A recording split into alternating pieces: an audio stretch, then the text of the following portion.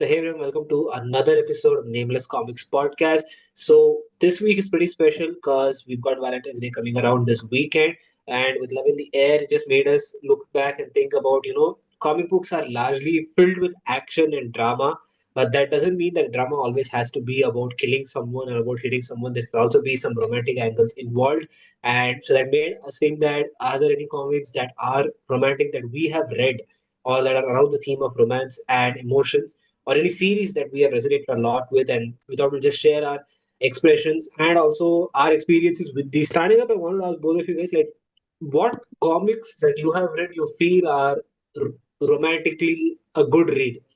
Yeah, let Okay. Pranay go first because he reads a lot of mangas, and in manga, medium, Mm. there are a lot of romantic content. From Yeah. what I have heard. So True, Pranay, true. I would Yes. like to set you.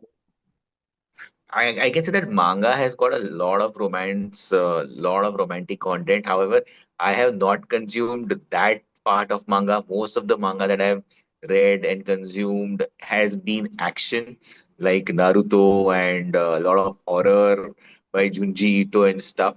So I would like to comment upon a couple of books which I think are very offbeat romance. They are not actually romance, but they are at deep down the core of it, strong romance and full of love. The book that I am referring to is Why the Last Man. It's written by Brian K. Vaughan, and it's based on a very crazy post-apocalyptic scenario where suddenly all of, out of the blue, the entire male population gets wiped out. Everybody dies. Okay, and there are only women that are there on Earth, and there's only one guy who survives, and his pet monkey called Ampersand. So there are only two males of that species that survive. The rest of all the species, they get wiped out. So uh, this story starts off where the hero is extremely in love with his girlfriend called Beth. Beth is in Australia and he's in US, and how he tries to navigate the crazy structure of the new world and try to reach his girlfriend because he's so in love. On his way, he gets help from an agent. I think her name is Agent 355. That's how we know her throughout the whole series, and they go through a lot of tough times. She helps Yorick, who's the hero, out to reach from one place to another and get out a lot of difficult situations. And almost by the end of the book, they realize that they love each other, and it's such a warm and sweet moment because you see the friendship, you see them helping each other out, and that bond keeps on forming, and that grows into love.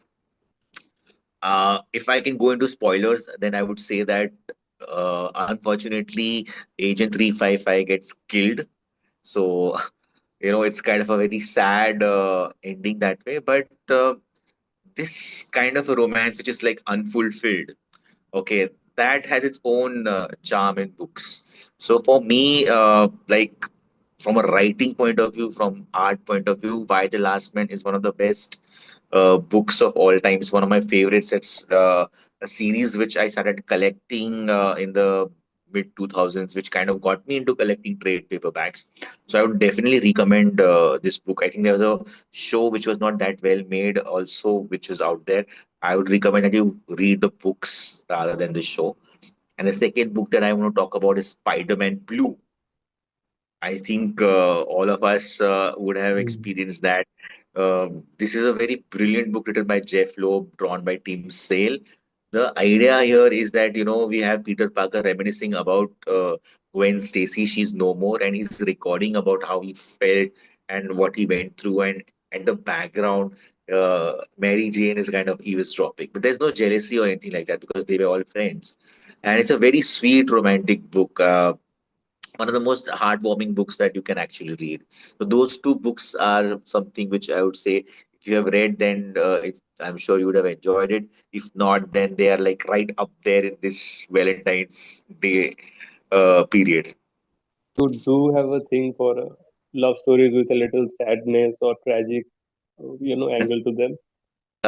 I would say that my favorite movies are like romantic movies, but they're not sad movies. In English, in the Hollywood genre, when Harry met Sally, that's my favorite movie. It's a sweet movie about friendship turning into romance, and how it's a very sweet movie. I think Hum Tum was a remake or kind of inspired from that. Hum Tum also was a pretty good movie. And in Hindi, DDLJ is one of my all-time favorites. So that way, I love romantic movies. I love romantic movies with happy ending, but I think there's stories that just go beyond, and Why the Last Man is something like that. And I don't know if I'm stating the name correctly, and I'm not much into romance or rom-com. I personally do not enjoy that genre that much while consuming content, be it multimedia or comics. So in that case, it was, I think, Me Before You. Emilia Clarke was the actress, and she fell in love with a guy who was in a wheelchair. He had some physical disabilities, and he's a rich guy, and she was like a nurse to him. And then they developed a very sweet love story, and that is one movie that I would rewatch any day. I loved it for multiple reasons. The acting was good, the plot progression was good. It just clicked well with me. So yeah, I would just like to put it out there. Coming back to comics, as Indian comics is my area of expertise. So in Indian comics, बहुत सारा there has been a bunch of love story associated storylines, especially from the house of Raj Comics. They even had an entire series of multiple comics, all dedicated to the love story between Kobe Bhedia and Jane Wala, Amar Prem series. So the name of the series is Amar Prem, and it's a pretty chunky series, let me say. So there is that. Then there is Nagraj and Niyatika love story in Naraknashak Nagraj Origins, which is very tragic. Tossi, Torin, and a bunch of characters and their, girlfriends and wives. Keeping Raj comics aside, what I personally liked was a comic book called Love Magnet by Pratilipi Comics. It is about a typical high school love story, but it was very well drawn. And I think female audiences would really, it's more catered to female audiences rather than male audiences, but it's a well put out comic book. And the third one I would like to take the name is Reverse Chronology by Cinemix. So they presented a love story with a little sci-fi time travel angle. Not the best love-related comic books I have read from Indian comics, but ठीक है, it's up there. So that's about it from my end. What about you, SK? I mean, I wouldn't know like in comic media that much for romance. Like, I of course I have Spider-Man Blue. Like what Pranay said, this is the best Spider-Man book for romance, and I think this is the best collaborative book done by Jeff Loeb and Tim Sale. And it's widely acclaimed also as such because it's not just about the love story about between Peter and Gwen Stacy. It's also about how they became friends and how they transitioned into their love. And also, it's very important because MJ became such a wife material for Peter later because of the very unfortunate incident that happened with Gwen Stacy. They were all thick friends in high school. So seeing a close friend die and then seeing another close friend broken made her into a much more mature person later on. And to see Peter, who was very shyish and bookish, to slowly develop and believe in himself and also start hoping to have a life and to love is also a beautiful transition because the Stanley comics, they're good, they're the basis, but they're not like they didn't give much POV from the any character's view. It's more about narration and incidents that happen. This story was letting you sit through every emotion and its impact, like any modern day story or movie would. So it was a beautiful retelling of the original scenarios that were written back in the 60s and 70s. So from Marvel and DC, I'd say that's about the best I know for romance. But I know a lot of manga and anime that is in the romance genre. Like I will always recommend Horimiya. It is the best series and the best manga for high school romance. There is nothing more sweeter, more simple, and more relatable than that. It's not over the top in any way because a lot of the manga and anime ones, especially if it's like high school romance, it's over the top, blown out of proportion. Like the lead guy is too dense. The heroine is like always over expressive or overthinking, and then they're going to have to wait till the 12th episode when there is a firework in the summers, and then they will just then probably say something, and then they'll leave it at a cliffhanger for season two. But thankfully, this doesn't do any of that nonsense. It's genuinely wholesome, and it's like you can believe that this happens in the real world. It nowhere feels over the top at all. So, like that, I think if there's otherwise, there's the angel next door spoils me rotten, my dress up darling, the Takagi-san series. All these are very cute and wholesome ones. I have Right. seen the animes of Horimiya. I've seen My Dress Up Darling. I've seen so these are like really cool animes as well. I've not read them. Horimiya, I've only read one manga. So I know that it's very slice of life. It's very real. It's not like usually these Japanese animes and mangas have this trope of typical things what you Yeah. just explained. This is not like that. So definitely, it's a very different romantic manga for sure. In Yeah, Right. terms of definitely. multimedia, what I have personally observed is कि there has been a very subtle transition over a long period of time. So previously, when romance, rom-com, or this love genre was explored in movies or series, it was love which was pedestalized. You know, picture perfect love stories, even imperfect ones, but love was the key concept. Right now, what I am observing is love has taken a little backseat, and there is a lot of random intercourse going on around. Like, if I really want to watch that, I have dedicated sites, I have incognito mode, I can do that. But no, rarely nowadays, if you recap the recent latest love related movies, it's all 20-30% love, the rest, dancing cars. True, true. I think that's possibly also like the 50 Shades of Grey kind of movies and books which are becoming popular, which focuses on the other part and not just the love. So I think Yeah. that's happening That across. was artistic. In my opinion, that was artistic, but they started following that trend and made every movie into a Yeah. something like that. There is this Kalpa Tua, my fault, your fault. I don't know what exactly they were trying to do. Have you guys heard about the movie Kalpa Mia, Kalpa Tua, My Fault, Your No. Fault, a trilogy? No. The I'm My glad you have Fault, not Your heard. Fault, I have heard of it, but I've not seen it. Yeah, Like, I've just heard about it. that's their original name. So it's about accidental siblings, and they just do the. Let's skip it. It's a very pathetic watch. Yeah. The entire trilogy, and yeah, then there are also the 365 days. So I don't see love anymore when it comes to this genre of movie making. Very few, very few. Like previously, it was out of say 10 movies, one movie was like 50 Shades of Grey, which was extremely well made and made sense. Yeah, like ठीक है, this is taking. Right now, out of the 10 movies, maybe one is actually associated with love, and that's not getting the recognition it deserves.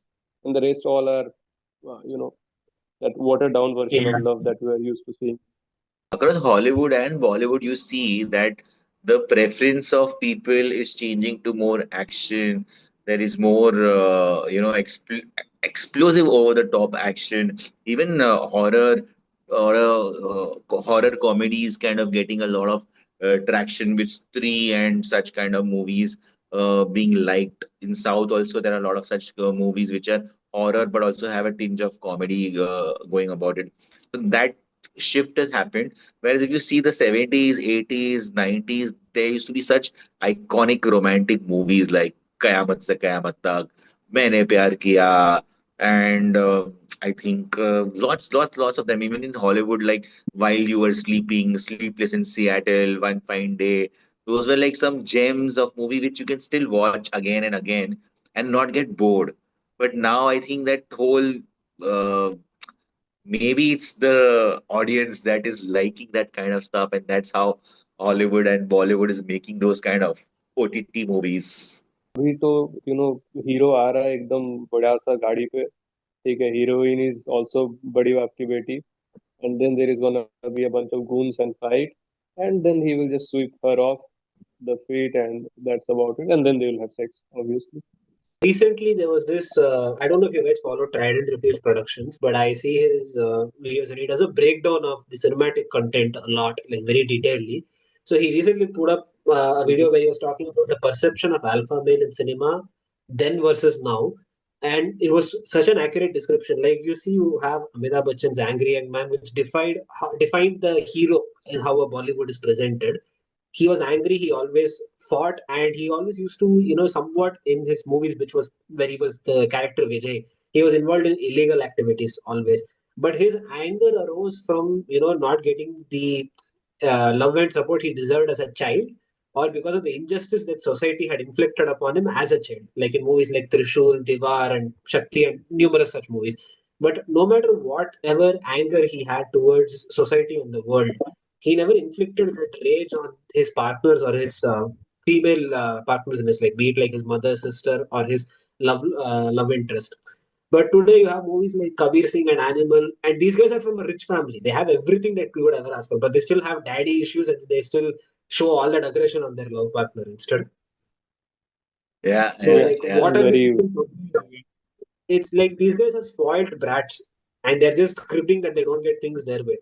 But you have this guy who has suffered every injustice in the world, but he doesn't take that anger out unjustly on his close ones. So Correct. there It's a is great that That's total, observation. the difference between a real man and a wannabe. yeah. Yeah. What about you guys? What romantic movies would you rate really high? I can go on. I have a Like very big list. I also liked The Holiday. I don't know if you guys have watched it. Yeah, yeah, I remember. I've seen that.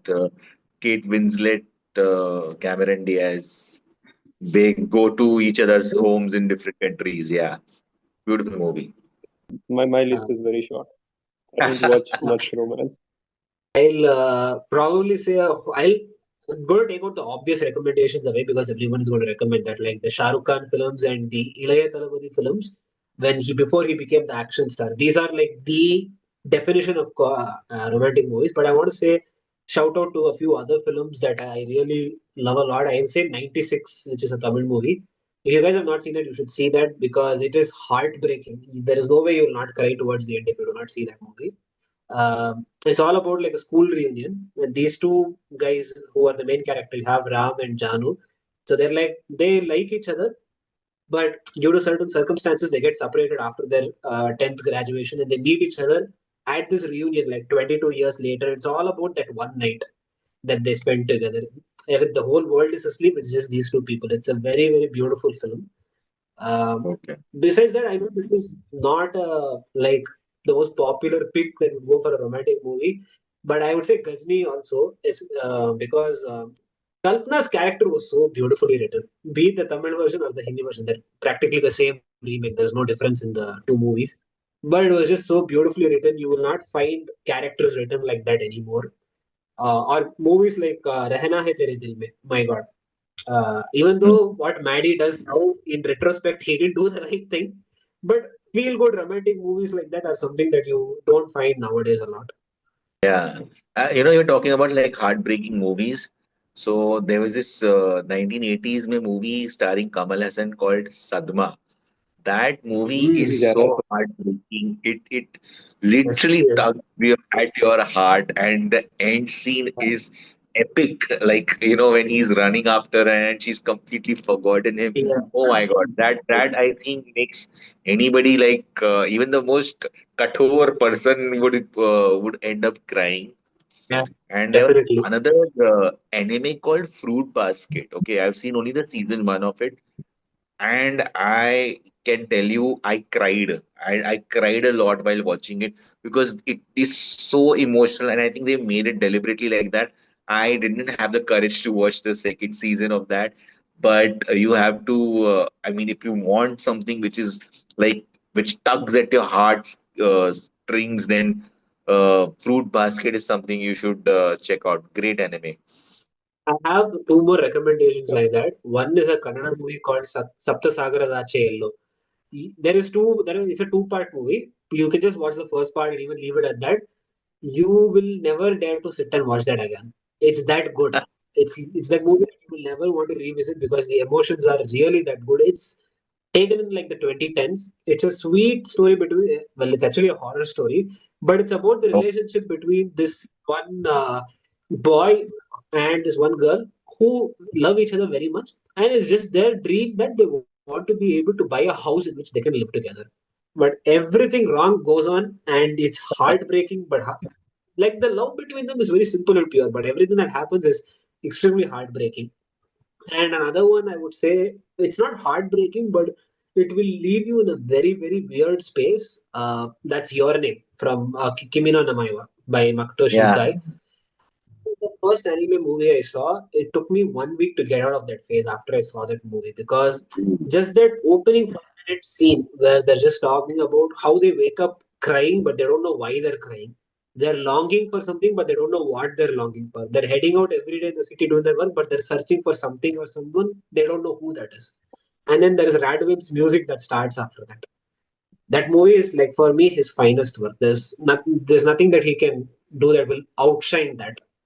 The visuals were way too stunning. The comet, the scene, the cityscapes, just picture Yeah. perfect. So we have come From up with a lot of recommendations, and I would definitely agree with Pranay. I did watch Sadma back in my early childhood, and yeah, मुझे ही सदमे में डाल दिया था. Like it was that deep, and how well the actors acted, just perfect. It feels so real, heart wrenching, and it stays, it lingers with you. Movies like this. I mean, there are some movies that, even though they are so heartbreaking, they just kind of touch you. They are like, they leave you with that whole feeling of, oh my God, what has happened? And that's the beauty of cinema. There's so many such as sweet movies also.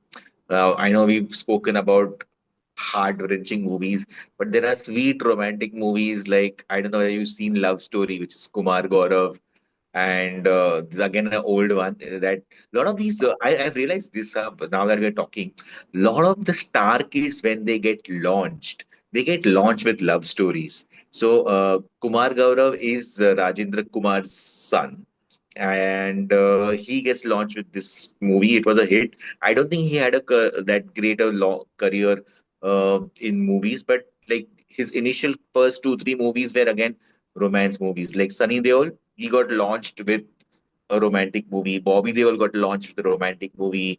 Amir Khan got launched with a romantic movie. So a lot of these stars have got launched with romantic movies, right? Now that you think about it, okay, that's, is there like a pattern? Jackie Shroff, his first movie, proper movie was Hero. Subhash Ghai launched him again. You can call it a romantic movie also. So yeah, there are like good romantic movies and initial movies of these heroes, which turned out to be nice, sweet fluff romance that we can all watch. I don't know whether you can call Shiva uh, a romantic movie, but even that had a nice college love angle in that. Like Akshay Kumar's one of the earlier movies was Khiladi. It was a mystery romance, but essentially it was more of a romance. So I think any Indian cinema industry right now is severely lacking in two angles when it comes. One is college romantic stories that can resonate with people. Like it doesn't have to be necessarily college, but they don't have resonating stories anymore. And secondly, they're not good songs anymore, which Yeah. is the small.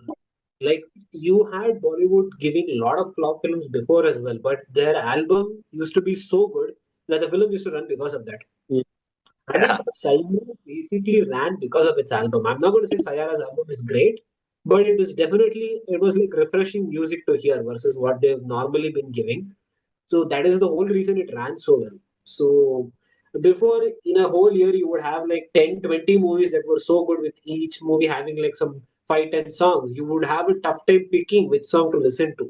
Now with great difficulty in 1 year you get maybe 4 songs that are worthwhile listening to, and that too you'll forget them after 2 months. same conversation I was having today with one of my colleagues in the office that how, earlier the songs we used to remember. And even now when we play Antakshari, we sing older songs and we sing that like this. Even the younger kids are singing the older songs. But the current songs, last 5, 7 years, may hardly you remember anything. Like when you are thinking of it, you don't think of those songs, the new ones. I usually download my songs and I categorize them in folders where one is from everything before 2010 and everything after that. The list of songs that I have in my folder before 2010 is growing because I'm rediscovering the older songs again and again. The newer songs, that it's the same number, it's not growing at all. whatever I have. It's not, it's, and this has been the same way from like the last at least 3 years. So that speaks volume that where is the content? What are you investing in? So I was traveling with a friend in a car, okay, and in his car, and he played the Sayara song, and it was AI dubbed in the voice of Kishore Kumar, and it sounded even Yes. better. That is the only version of that song that I listened to. That is so good. I love that Yeah, one. It was really, really good. Kishore Da and Rafi are like peak. They no one can absolutely. sing songs like they do, and their songs are any genre. It's amazing. I don't know whether you read this book called Spider-Man Loves Mary Jane. That I think is written by Sean Keever, and it has I think it's got a bit of a manga style illustration in that, and it's from the point of view of Mary Jane. It's completely reimagined story. The Spider-Man's character is kind of incidental, but what she goes through in high school, how she develops feelings. It's a very cool, very sweet, beautiful book. Not in that same league as Spider-Man Blue, but still amazing. I have heard of this book, but I have not yet read it. Recently, I had started reading another graphic novel which is loosely based on love. I don't know the name of the publisher exactly, but it's called Tear Us Apart, the title of the limited comic book series. There is just one trade paperback, and that contains the entire story. And it is about a cult. And that cult has, they practice a lot of blood, gore, and some supernatural stuff. And they're strictly against love and compassion. Like, those are off the books. And now there are two teenagers, two 16-year-olds, a boy and a girl, who are a part of this cult, but they end up being in love and they go against their whole policy. So that's what the story is about. Although, as I've not finished reading it, so I cannot be all recommending right now. So I'll just put it out there. Yeah, there is a content like this. I think from an old school, if you see uh, teenager targeted comics, then I would have to say Archie comics have been like the paragon of, you can say, cool teenage romance, gags, and humor. There's this eternal love triangle between Archie, Betty, and Veronica. So, that has to be kind of mentioned on the podcast because I mean, like when I was a kid, I grew up reading Archie comics, and I realized that there are so many slice of life moments there, where especially like when it comes to Betty, who kind of gets and it's possibly these things also happen in real life, where she's dedicated to Archie. She does so many things for him. Does his homework, repairs his car, and instead of spending time with her he ends up spending time with Veronica, and like she's always like kind of the second option. You always feel bad when you read such kind of stories. And what I really enjoyed was the stories where she actually gets to spend time with Archie, and Veronica is the one who kind of loses out. So that always made me happy. I'm like Team Yeah. Betty. And how simple and fun they were, especially the side characters like Jughead.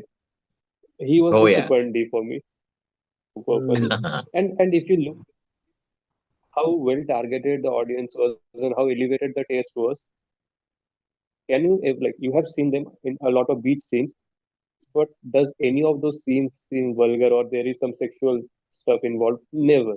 Never ever in Archie comics these things were needed to show love or to show a fun moment or to show that a boy and girl is having fun. They never relied on this, things of bad taste or below the belt stuff.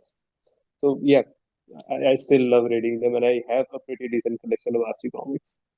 Same, same. I mean, I still like. I mean, I don't collect them now, but I used to collect them earlier. I had gone to the Mumbai Comic Con last year, and I picked up some 3 or 4 single issue comics because they are from 1970s and they were available for a very good price. I think some 200, 300 rupees.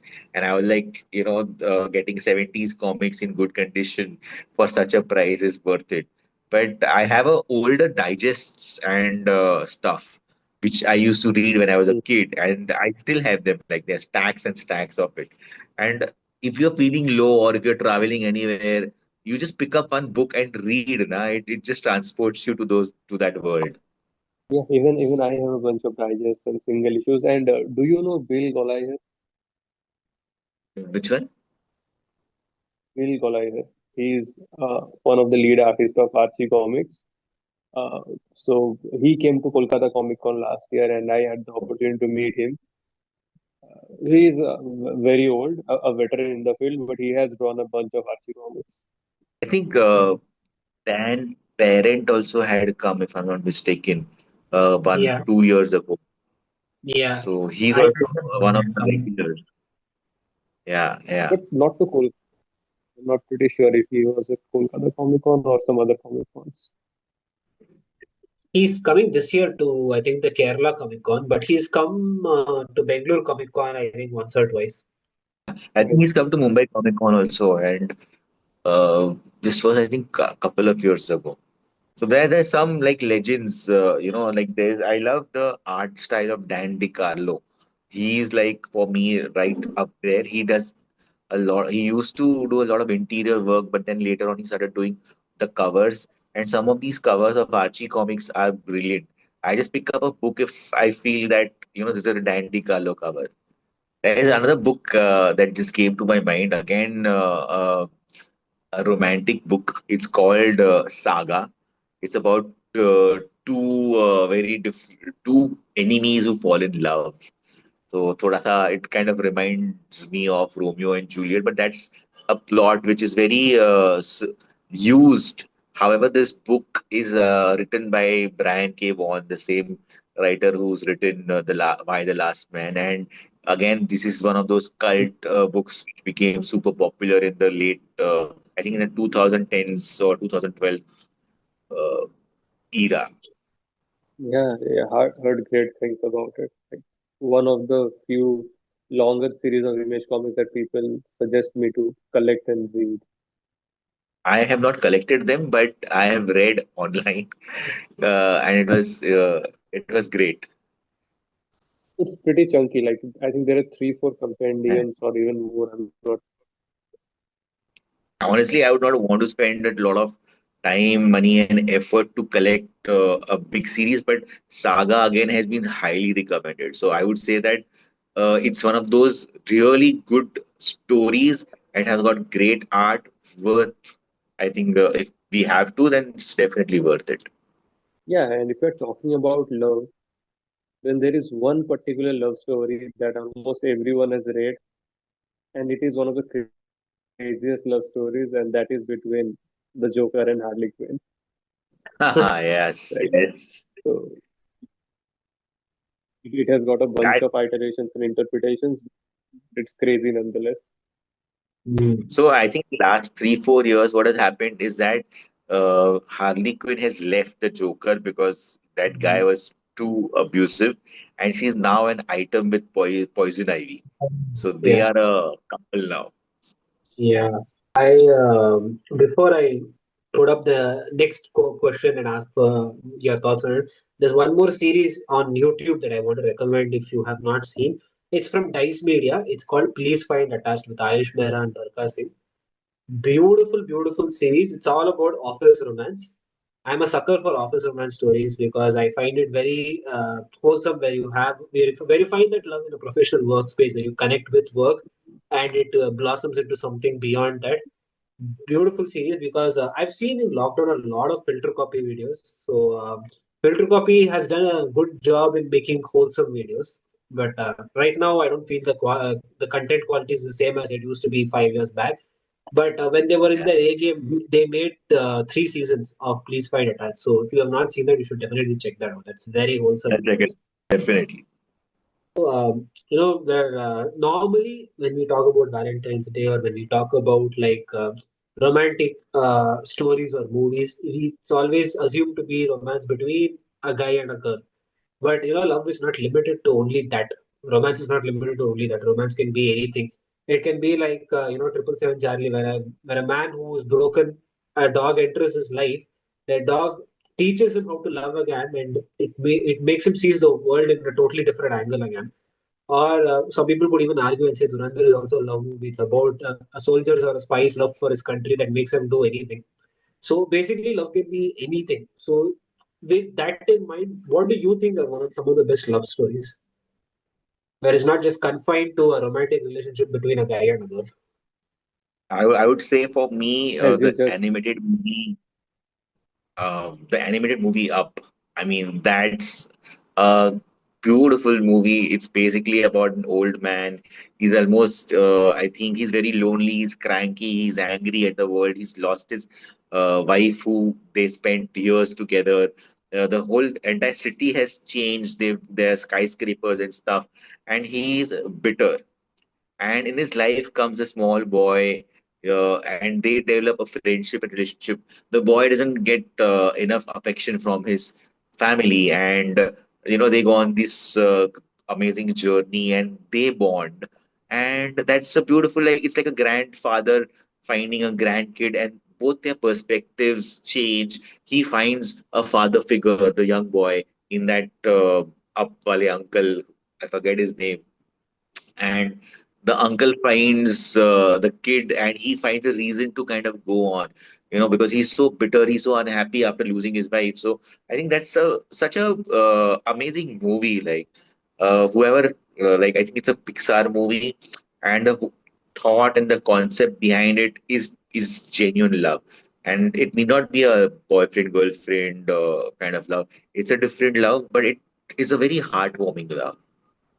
as Asia was saying, he uttered the word love and dog in one sentence, and I cannot think of a better movie than Hachiko. I don't know if you guys have watched it or not. So, Hachiko is the name of the dog. I think it's a Japanese story and it's based on true story. And his master, he went for work and he died due to some cardiac arrest or some medical condition while he was working. And the dog used to wait at the station for his master to come back. And then they used to go home together. But because his master died there, he kept on waiting at the station, patiently waiting for him to return. And no one has bothered to notify the dog because no one cares. Yeah, it's just a dog.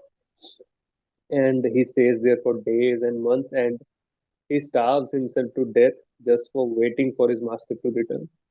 And you know, that is one of the biggest examples of true love and loyalty, in my honest opinion. They have even built a statue in his, memory. The people over there, when they came to know, that, yeah, this has happened. That is a very, very emotional Yeah. story. I mean, Yeah. like, animals, especially dogs, they have this selfless love, and this is the example of that. Very few movies actually can make you cry. Mine was Anand, that Sadma movie, and this Hachiko. And also, I also shed a few tears when there was that scene, Love You 3000, Iron Man's hologram Mhm. talking to his daughter. I was like, oh my Yeah, god, that hit hurt. I felt that way when I saw 96. I was in total like silent tears when I was watching it. When you come to the end, you start crying, and I felt the same way when I saw. I've seen Ghajini a lot of times, but like as a kid, I never really understood the depth of any scene. So when I rewatched it later, especially when I saw Amir Khan's performance in that hospital, like where he regains his memories after that one incident, that scene totally broke me down. The way he, because for him, it just he's getting up every day and reliving the same horrific memory, even if he doesn't remember. He's going through that same agony again and again every day. So it's like the worst position that any human being should be in. And I'd say there's one more Kannada movie called Mungaru Male. It's like a super duper hit. It's like a cult classic film, and yeah, it's romantic between a guy and a girl. But he ends up foregoing that love because just for the well-being of every other person who's related to this. Like basically, the whole family gets disrupted if he and that girl were to run away. So he sacrifices his love. So that's also another very beautiful movie with brilliant songs. for me, But there's a movie that my wife, she made me watch. This was a few years ago. It's called P.S. I Love You. And when I saw the movie, I did not expect that it would be so emotional and heart wrenching, and that made me cry. So it's a story about this girl who has lost her husband, and I think he has written letters to her. She reads those letter, and how he tells her to kind of move on with life and not get stuck where she is. That was like it made me cry buckets of tears. So I was not even expecting it could be so heartrending. So yeah, I think that movie is, and of course I spoke about that anime. Uh, so those two I would say are like where I've cried a lot.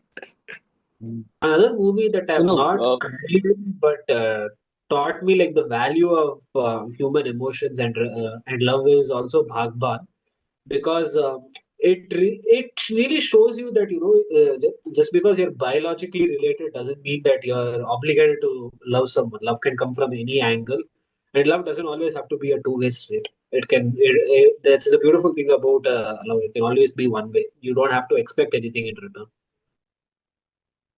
True, true. yeah, Shahrukh I का think dialogue याद आ गया. हाँ, ये दिल है एक मुश्किल, तरफा प्यार. एक दफा प्यार की ताकत ही कुछ और होता है. अगर बाजी इश्क की बाजी है तो जो चाहे लगा लो, डर कैसे. yeah, I think all of us who have grown up, like, or who have actually experienced love, a lot of times the first love is a one-sided love, and Mm. people go through that, and most of the time the first love or that one-sided love never usually pans out. But Yeah. it's a experience. It's a growing moment in our lives. It's needed to become better, better people. Definitely. It also helps to know who you are as a person, as a lover. And I think you guys have seen a bunch of maybe movies, series, or some stuff where there is this one nerdy scientific dude who is saying love does not exist. It's basically just the chemicals and hormones and stuff. And me being a man of science, I can vouch that this is so full of shit. That's not true. Like love is actually surreal. True, genuine love has nothing to do with just hormones. True, true, absolutely. I mean, uh, like I'm married, so I can say that it's not hormones. It's basically a lot more deeper. Like also what we feel towards like our parents, or what we feel towards our grandparents, our relatives, our friends. That also is love, and that's not hormones. That's basically like a relationship that we build. Like when you are cared for, and when you feel deep inside a feeling that you also care for the other person. That is love, where you put the other person before Yeah. yourself. That's love. Love is basically when you want to see the other person being happy. That has nothing to do with hormones or any chemicals in the body. So on that note, guys, I think we're coming to an end of this podcast as well, where we have recommended a bunch of movies and series that we have most resonated with. You can let us know in the comments which of these you have seen, or which hits home for you with any of these comics or series, or any movie that you saw that has left you in a totally different condition. We would always be happy to see more and more recommendations. With that said, we will catch you guys next time and see you guys later. Thank you, guys.